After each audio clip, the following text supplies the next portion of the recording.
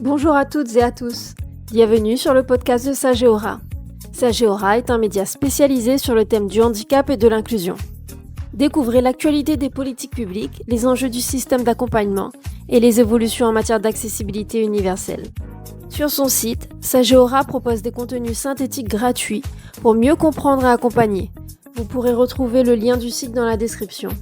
Bonjour, alors aujourd'hui on va se plonger dans un sujet assez précis mais qui concerne énormément de familles.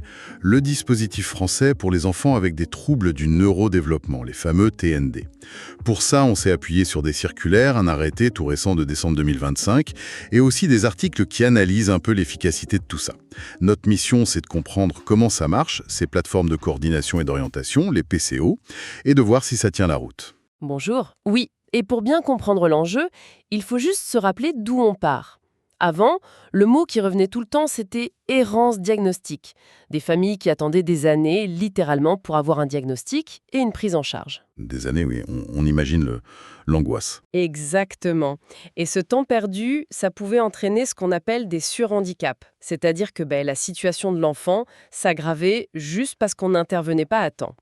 Donc, l'idée de départ, c'était vraiment l'urgence. Il fallait agir vite. D'accord, l'urgence. Alors, quelle a été la réponse concrète face à ce problème ? La réponse, ce sont justement ces PCO, les plateformes de coordination et d'orientation. Elles ont été lancées dans le cadre de la Stratégie nationale pour l'autisme et les TND, celle de 2018-2022. Au début, ça ciblait les tout-petits, les 0-6 ans, et puis, en 2021, ça a été étendu aux 7-12 ans.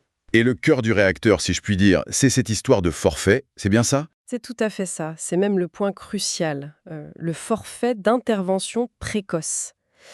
C'est ce qui change la donne. Ça permet de financer, et surtout sans reste à charge pour les familles, des bilans, des interventions auprès de professionnels libéraux qui ne sont pas remboursés par l'assurance maladie d'habitude. Ah oui, comme les ergothérapeutes, les psychomotriciens. Exactement. Ergothérapeutes, psychomotriciens et aussi les psychologues. D'accord.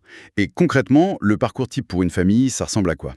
Alors en général, ça part d'un médecin, un généraliste, un pédiatre, ou même de l'ECOM, qui repère des signes un peu inhabituels dans le développement de l'enfant. Ok. Là, avec l'accord de la famille, bien sûr, il saisit la PCO. Et c'est la PCO qui prend le relais. Elle organise un parcours coordonné sur 1 an avec un double objectif, poser un diagnostic fonctionnel et surtout démarrer les interventions tout de suite, sans attendre. Sur le papier, ça a l'air très structuré. Maintenant, la question c'est, est-ce que ça marche ? Que disent les évaluations sur le terrain ? Alors, on a une évaluation de l'ANAP de fin 2025 qui donne une image, disons, contrastée. D'un côté, c'est un succès quantitatif, c'est clair. Plus de 100 000 enfants accompagnés par les 105 PCO, c'est énorme. 100 000 enfants, c'est un chiffre impressionnant. Oui, mais si on regarde de plus près, l'objectif d'intervention vraiment précoce, lui, est plus difficile à atteindre. L'âge médian d'entrée pour les 0-6 ans, c'est 4,4 ans. 4 ans et demi, c'est pas si précoce que ça finalement. On est loin d'un repérage en crèche. On est loin, oui. Et il y a un autre chiffre qui interpelle. La consommation moyenne du forfait est de 874 € par enfant. Attendez, 874 € sur un plafond de... De 1 500 €. Ah oui, donc on utilise à peine plus de la moitié. C'est très surprenant. Est-ce que les sources expliquent pourquoi ? C'est parce qu'il n'y a pas de besoin ou c'est difficile de trouver les professionnels ? C'est une excellente question et la réponse est sûrement dans un autre chiffre. Le délai moyen pour avoir un premier rendez-vous, après le go de la PCO, il est de 10 semaines. 10 semaines, alors que l'objectif initial était de... De 15 jours. C'est un fossé. Le manque de professionnels disponibles est donc un des freins principaux. C'est clairement l'un des freins majeurs, oui. Ça explique en grande partie la sous-consommation du forfait. Voit quand même que le système bouge, il n'est pas figé. L'arrêté de décembre 2025 dont on parlait... Oui, tout à fait. C'est important. Cet arrêté intègre les PCO dans un cadre plus large qu'on appelle maintenant le SRPI, service de repérage, de diagnostic et d'intervention précoce. Et ce nouveau cadre ajoute des parcours spécifiques, par exemple pour les enfants en situation de polyhandicap. Et au-delà de la structure administrative, est-ce qu'il y a eu un effet un peu inattendu sur la collaboration entre les acteurs de terrain, par exemple ? Absolument. C'est un des effets bénéfiques les plus intéressants. Les PCO ont en quelque sorte forcé les gens à mieux travailler ensemble. On voit des coopérations qui se renforcent avec les CPTS, les communautés professionnelles territoriales de santé. L'idée, c'est de mieux informer les médecins de première ligne, mais aussi, et c'est crucial, de tenter d'organiser des accès prioritaires à des spécialistes qui sont totalement saturés. Les orthophonistes, par exemple, j'imagine. Les orthophonistes en premier lieu, oui.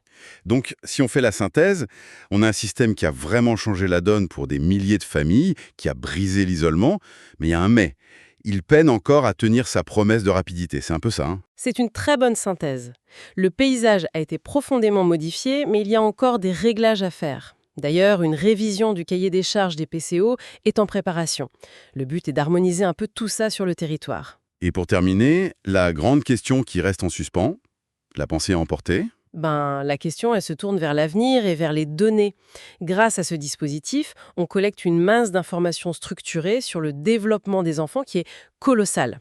Il y a d'ailleurs un projet de recherche Condor qui a été lancé pour exploiter tout ça.